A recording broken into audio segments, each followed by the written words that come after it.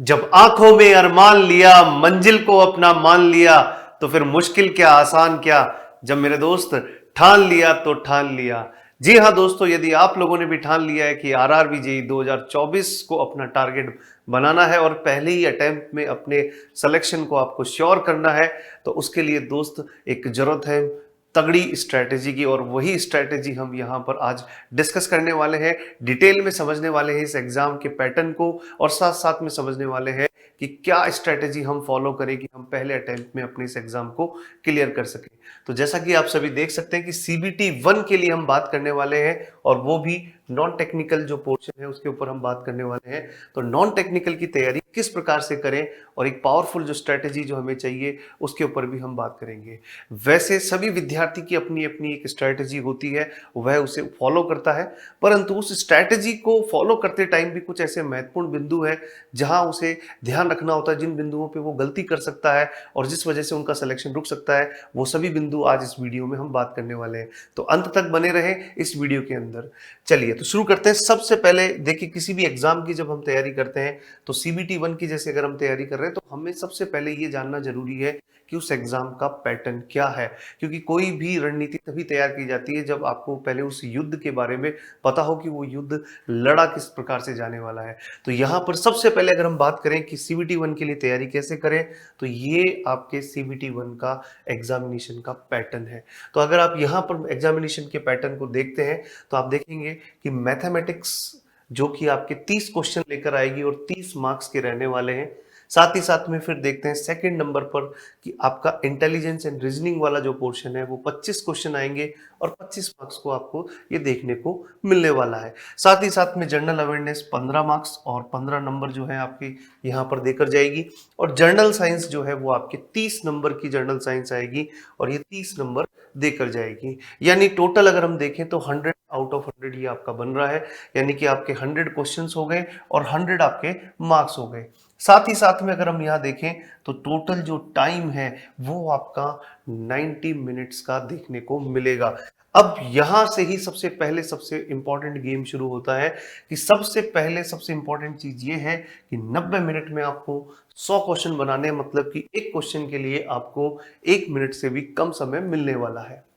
और सबसे इंपॉर्टेंट बात अगर हम यहां पर देखें तो सर यहां पर मैथ्स और रीजनिंग को कंबाइंड करते हैं तो टोटल ये 55 मार्क्स की आपको मैथ्स और रीजनिंग देखने को मिलने वाली है। और मैथ्स और रीजनिंग के जो क्वेश्चंस हैं वो आपके टाइम कंज्यूम करते हैं, टाइम लगेगा उन क्वेश्चंस को करने में। और अगर हम बात करें यहां पर जनरल अवेयरनेस और जनरल साइंस को कंबाइंड करते हैं तो ये आपके 45 मार्क्स की आपको देखने को मिलती है। यहां इस 45 मार्क्स की अगर हम कहानी की बात करें, ये एक ऐसा पोर्शन है जहां पर क्वेश्चन को देखकर विद इन 30 सेकंड आप डिसाइड कर सकते हैं, विद इन 20 सेकंड आप डिसाइड कर सकते हैं कि क्वेश्चन आएगा या हमसे होगा या नहीं होगा। क्योंकि अगर आता है तो ठीक सीधा आपको दिखाई देगा, नहीं आता है तो भी आपको 20 सेकंड के अंदर 30 सेकंड में समझ में आ जाएगा।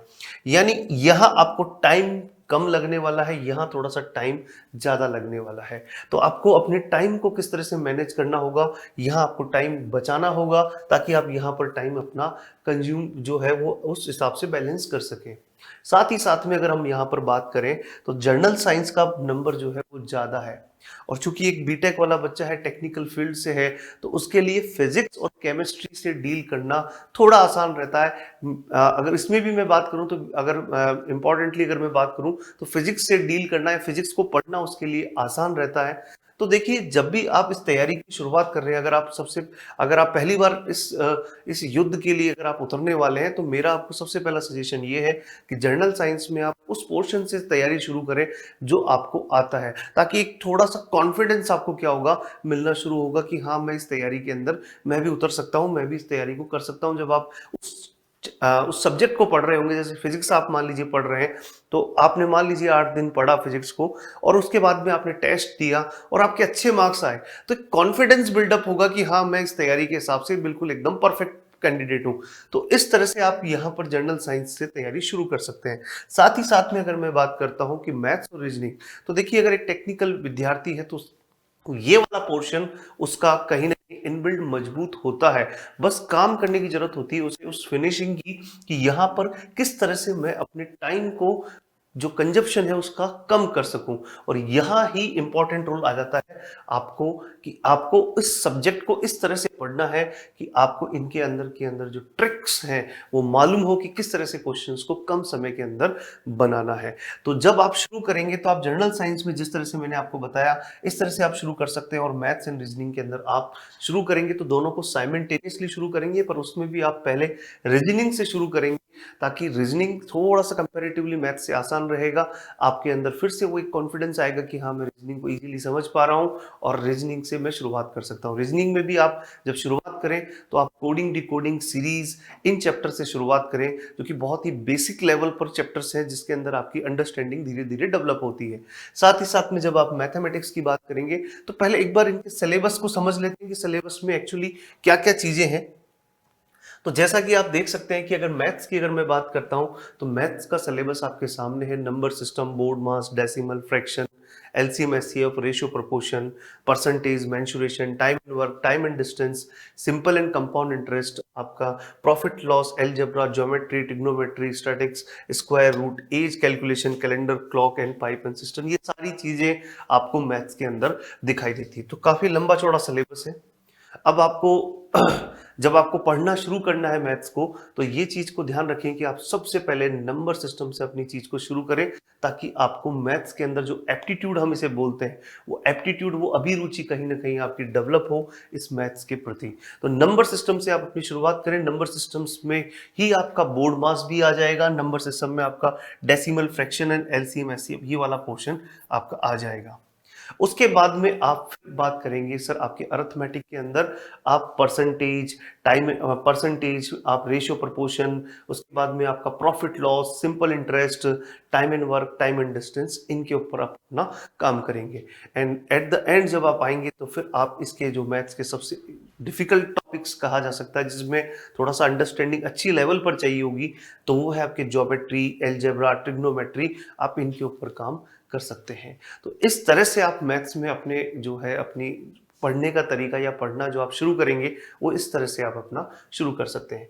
साथ ही साथ में अगर हम बात करें रीजनिंग के अंदर देखते हैं तो रीजनिंग के अंदर देखिए analogy, alphabetical and number series आ गया, कोडिंग डिकोडिंग आ गया, मैथमेटिकल ऑपरेशंस आ गए, रिलेशनशिप आ गए, स्लॉग्स आ गया, आपका जंबलिंग आ गया, वेन डायग्राम, आपका डीआई आ गया, आपका कंक्लूजन एंड डिसीजन मेकिंग आ गया, सिमिलैरिटीज एंड डिफरेंस आ गया, साथ साथ में एनालिटिकल रीजनिंग भी है, क्लासिफिकेशन, डायरेक्शन, स्टेटमेंट रिलेटेड आपके टॉपिक्स है। तो इसमें जब आप शुरुआत करेंगे तो रीजनिंग के अंदर भी देखिएगा जो आपके, मैं कह सकता हूं कि जो टॉपिक्स हैं वो ऑलमोस्ट जितने भी रीजनिंग में आते हैं वो लगभग टॉपिक यहाँ पर कवर इस एग्जाम में किए जा रहे हैं।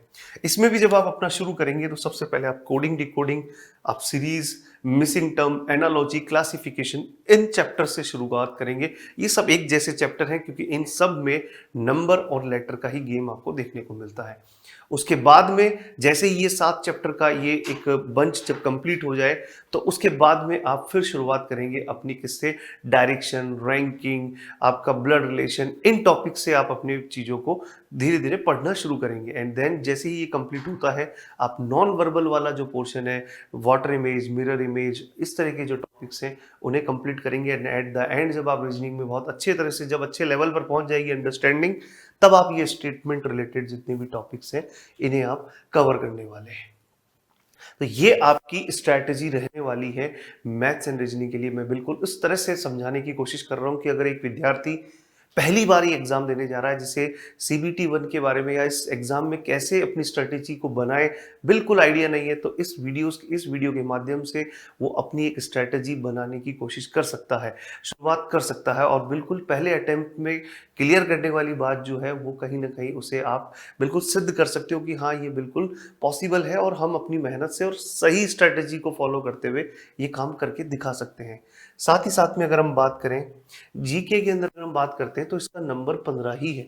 तो इसमें आपके एफर्ट भी, जैसे आपके 100% एफर्ट है तो उसका 15% एफर्ट ही लगाना है इसके अंदर। और इसमें भी दोस्तों आपका मेनली फोकस होना चाहिए पुराने क्वेश्चंस के ऊपर, कि पुराने क्वेश्चंस ज़्यादा से ज़्यादा सॉल्व करें हम, क्योंकि इसमें आप बहुत ज़्यादा भी पढ़ लेंगे तो भी आपके फुल 15 में से 15 मार्क्स नहीं आएंगे। मैथ्स एंड रीजनिंग में आप 55 नंबर का है तो आप 55 लाने की सोच सकते हैं, तो 55 के आसपास पहुंचने की सोच सकते हैं, पर इसमें नहीं पहुंच पाएंगे आप 15 तक।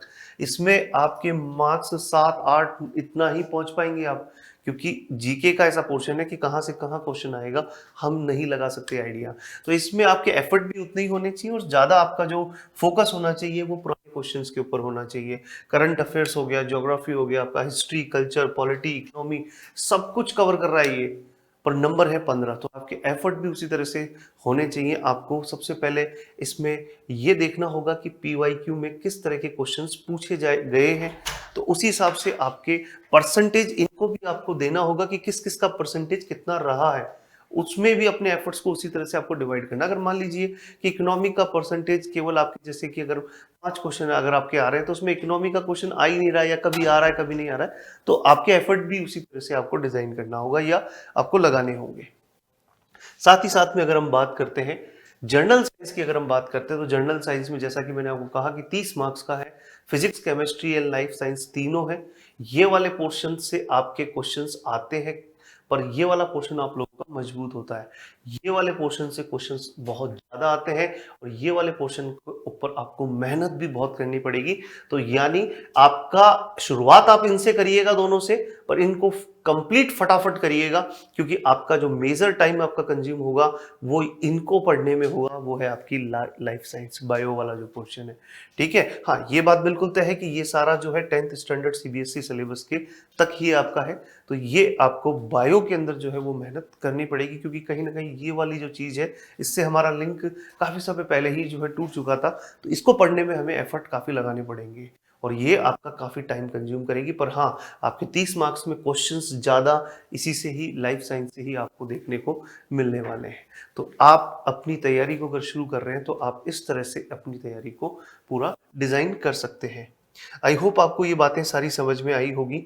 अब दोस्त सबसे इंपॉर्टेंट बात कि उत्कर्ष आपकी इस तैयारी में किस तरह से आपके लिए सारथी बनेगा, तो यहाँ पर आप देख सकते हैं RRB JE online recorded batches आपके अवेलेबल हैं।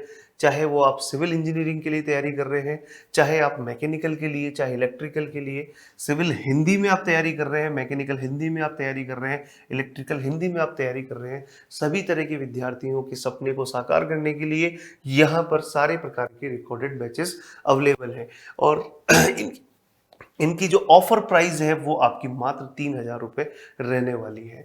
ज्यादा जानकारी के लिए आप इन नंबर पे संपर्क कर सकते हैं और जान सकते हैं इन कोर्सेज के बारे में। तो आज अभी इसी क्षण उत्कर्ष ऐप डाउनलोड करें ये, और अपनी सफलता को आप सुनिश्चित कर सकते हैं। तो मेरे दोस्त, आप लोगों को समझ में आया होगा इस वीडियो के अंदर जो मैंने आपको समझाने की कोशिश करी है कि स्ट्रेटेजी तो आपकी ही रहेगी, पर उस स्ट्रेटेजी को बनाते समय जो मूलभूत सिद्धांत है वो जिस तरह से मैंने आपको वीडियो में बताने की कोशिश करी अपने अनुभव के माध्यम से, आप उन्हें जरूर फॉलो करें तो आप अपने पहले अटेम्प्ट में इस एग्जाम को क्लियर कर सकते हैं। Thank you so much.